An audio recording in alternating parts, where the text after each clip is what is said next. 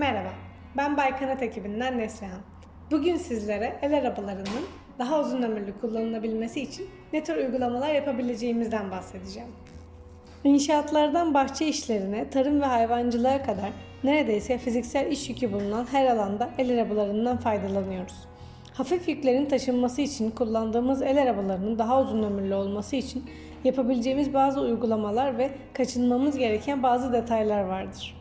Temel olarak bir el arabasını 3 açıdan inceleyebiliriz. Kollar, gövde, tekerler ve aks bölümü. Kollar.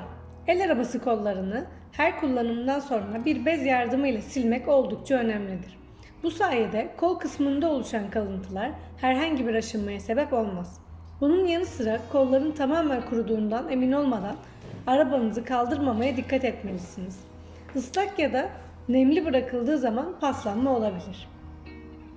Tekerler ve aks. El arabasının en önemli kısımlarından biri de tekerler ve akslardır. Her ikisinin de arızalanması durumunda el arabasını kullanmak mümkün olmayacaktır. Engebeli zeminler, enkazlar ve benzeri gibi etkenler tekerleklerini zamanla aşındırabilir. Nemli, çamurlu zeminler paslanmaya sebep olabilir. Bu gibi durumlarda tekerleği değiştirmek elbette mümkün. Fakat düzenli bakımı yapıldığı takdirde fazladan masrafa girmenize gerek kalmaz. Aks bölümünü çalışır durumda tutmak için belirli periyotlarla yağlama işlemi yapabilirsiniz. Bunun yanı sıra eğer havalı teker kullanıyorsanız tekerleri de yeterli ve doğru bir şekilde şişirmek önemlidir. Gövde. El arabasının gövde kısmı genellikle çalışırken en çok kirlenen alanlardır. Her kullanım sonrası üzerinde bulunan toprağın ve molozların tam olarak boşaltılması gerekmektedir.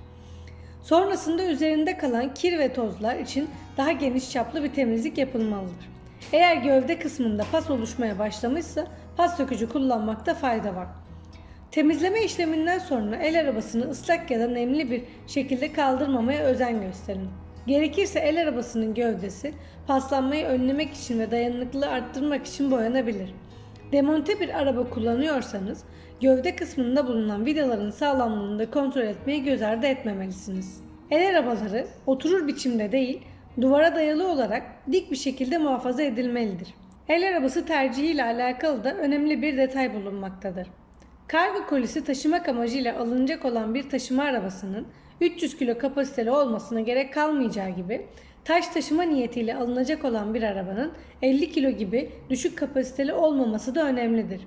Yani ihtiyaca göre farklı kapasite ve özelliklerde el arabaları tercih etmek de önem teşkil etmektedir. Umarız bu bilgiler sizin için faydalı olmuştur. Bir sonraki videoda görüşmek üzere.